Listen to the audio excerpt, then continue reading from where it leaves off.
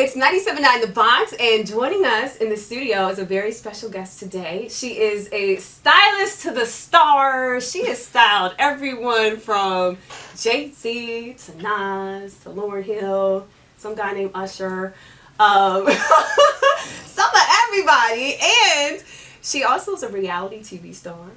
Oh my goodness. Yes, and she's a super single mom.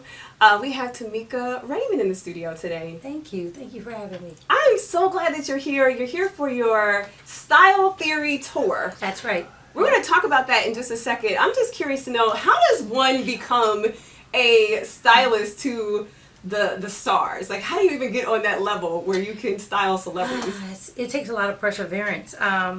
I don't know. I started styling many years ago, and then it's kind of a snowball effect that happens. It kind of, your career just kind of keeps going. You start with this very small artist at first. You don't become stylist to the stars out the gate. Yeah, so like up and coming artists. That's right. I did a lot of up and coming artists, and then it led to opportunities with bigger artists. Yeah. And then once you do one big artist, usually they kind of follow suit. You get more. Nice. Who's your favorite person to style? My baby is Patti LaBelle. Yeah? She's just a sweetheart. She's, like a mother figure, that kind of thing. Yeah. I think Patti. That's right. That's right. Okay, and what about a person that, I work in the entertainment industry, I understand we deal with egos. What's the person that you're like, woo! Have you ever quit on somebody or said, I can't do it no more. I can't.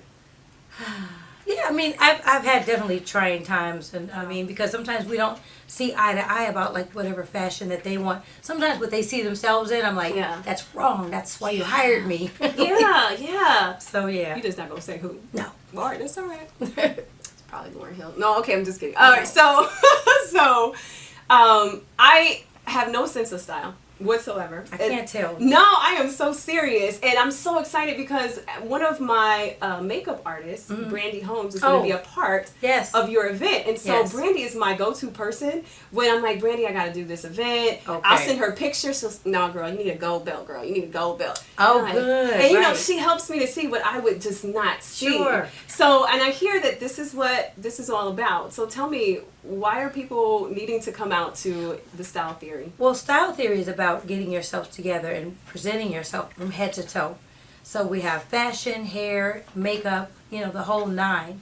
Yeah. So we kind of show you how to make your first 30-second impression. When you walk into a room, people start to put you in a category. They start deciding, oh, you're that person or you're that person. Yeah. So Style Theory is kind of a full circle, kind of a makeover. And we go mind, body, and spirit, everything. We talk about how it's important to have a good attitude and a smile on your face when you show up. We have to always remind ourselves. That's awesome. Yeah. And people can buy tickets. Yes. We're on Eventbrite. It's styletheoryhouston.eventbrite.com. Okay. Awesome. And now you also have a book that kind of leads into that too. The book is White Bras and 101 Other Style Faux Pas. And we actually I'm just talking about all the stuff that you see people do. You'll go, ooh, that should be against the law. You're in trouble. Yeah. Like white bras, that's against the law in 48 states. Don't do it. Like you see people wear white pants with colored panties or yeah. What's like the biggest fashion mistake that women make? I'd have to say the white bra. No, I'm kidding. Yeah, that's it. Women often, they don't dress for their body types. They're like in denial. Like the bandage dress it's not for every body type. Even though it holds you in and you feel like you're looking the right way, sometimes you look like you need a paramedic, not a bandage. Yeah. You need something more serious. Yeah, like ooh. Seriously. So I think a lot of times we kind of have the wrong self-image and we wear I do it at times. If I love the item, I'll buy it knowing I have no business. No business. Wrong. Give me 2 more weeks though. I'm gonna fit in this dress. Yeah, sure. I buy stuff for goals, like a gold dress. Yeah, but I don't wear it until. Wow. Right. Have you ever styled a celebrity and put together an outfit and then wanted it for yourself? Definitely. Yeah. I mean, at the end of the day, when a person hires a stylist, you're hiring them for their taste and their expertise. Yeah. So a lot of times, especially a female client, I love a lot of the looks. Yeah. For sure. You also did reality TV, a part of Atlanta Exes. I just saw that VH1 isn't bringing it back. Is reality TV something that you want to continue to do, or you done with it? I'm done with that type of reality TV. Okay. You know, because now you got to realize, American Idol's reality TV. Oh, yeah. The Voice is reality TV. Right, So there's right. a lot of different. But in terms of when you're speaking about my life and where it's meant to be controversial and stuff, I'm kind of done with that. Yeah, for sure. Mm-hmm. yeah. It is a lot of drama. I hate that it makes people look a certain way, and then you meet the people and you're like, they're not even like that. No, I mean, you got to realize, with television, it's entertainment. It is really entertainment. So they have to create scenarios where it has drama, and then you kind of fix the problem. Right. You have conflict and resolution. Yeah, it's a show. Yeah, it's TV. So people on the street think that's your real life. Yeah. I'm like, dude, you saw an hour out of my day. You know, Right. I have a million things. I picked up my kids. I went to soccer. Yeah. So people don't realize that it's a show. Yeah. And that's what it's meant to be, entertainment. That's so true. That's so true. Hold on, y'all. She got a call. I apologize. No, you're fine. You're I'm fine. sorry. Wait 1 second, guys. Can I Okay. pause? No, for a go second? ahead. Okay, thanks. All right, bye-bye. That's all right. You on the mommy duties, which is leading us into the Full next part of the time. conversation, All okay? day. Mhm. So, Tameka Foster. I keep calling you Tameka Foster. That's true. That's my dad. That's my dad's name. Is your name hyphenated, or are you just Tameka Raymond? I'm now? Tameka Raymond, and Okay. I hyphenated the first time I was married. Yeah. And then the second time I got married, my husband was like, "That's not happening." Oh, he's I was like, like, no, no. that okay. Okay. You minds. Right. All right, so single mother, 5 kids. Kyle passed away in 2012. Now I'm a mother. I don't need to ask. I don't even need to ask how that felt. But I'm curious to know, how do your other kids deal with it? I won't say they're taking it hardest, but they show it the most. You know, Yeah. they get sad randomly. Yeah. And they talk about him all the time. And it's so funny because it's been almost 3 years, and they were really young when it happened. Right.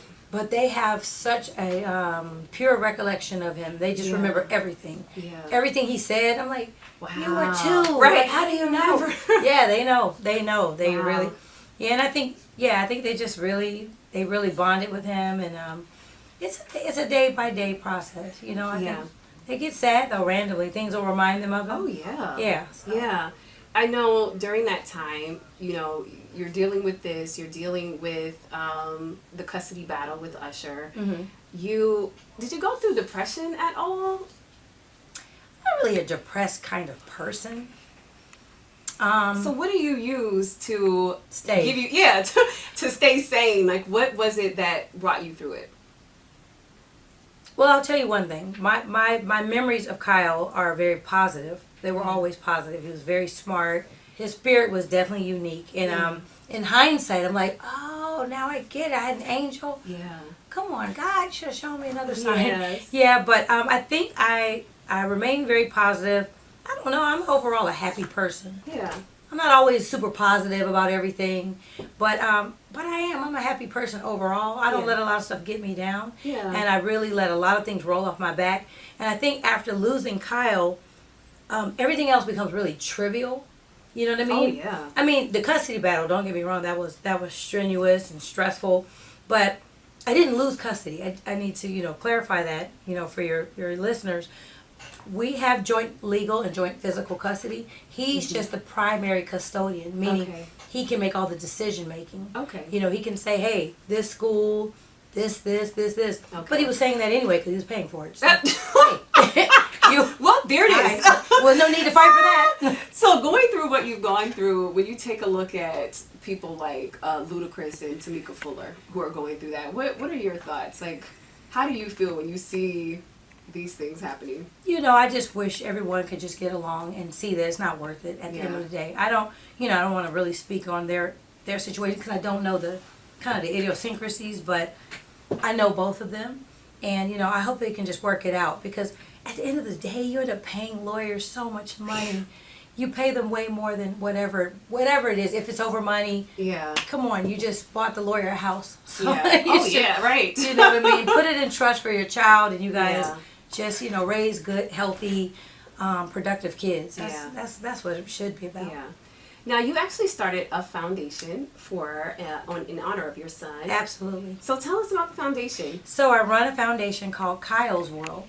Kyle was super artistic. He loved to paint and draw and color and sing and write songs and burn CDs and do art, like the artwork for the CDs. Oh, neat. He was super. Wow, at such a young age. I mean, 10 years old, making full albums, playing them at Christmas. We'd be like, okay, is that Jingle Bells for the remix? No, he was always very creative. And so I decided to reach inner city children that were like Kyle, and had the same interests, I should say, or the same talents, and put them together in a summer camp, and it's called Camp Kyle's World. Oh, neat. It's a fantastic camp. Is it based in Atlanta? It is Atlanta-based. My eventual goal is to open a performing arts school. Ooh. That's what I would love to do, or at least a performing arts center in Kyle's name. Oh, that'll be awesome. I'm trying to raise money. Everybody can go to GoFundMe /Kyle's World. We're trying to raise money. That's the hardest challenge about it. And spell it so people know. It's Kile. He wasn't Kyle with an Y. Kiles World. Yeah, go to GoFundMe.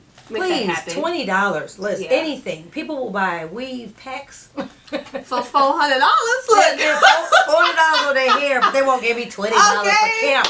Oh, that's Send awesome. a child to camp. Yes, I'll make a donation too. Thank you. I'm gonna claim that's gonna happen. Thank you. It's gonna happen. That would make me so happy. It's gonna happen. It's gonna happen. Now, as a single mother, I've been divorced. I divorced in 2010, and ever since then, I felt like when it first happened, I'm like, I'm good. You know, I don't need to be married again. Single life is all right with me. And now, as time has gone on, I've kind of been like, sure would like a little boo. Right, exactly.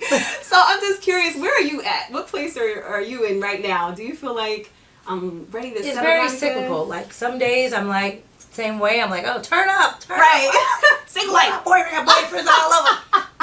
But then, you know, there are days when I just wish I could go home and just talk to someone and say, today was a crazy day, or today I felt this, or today I was sad, or today I was happy, or whatever. Yeah. So you do want someone you can share your joys with. Yeah.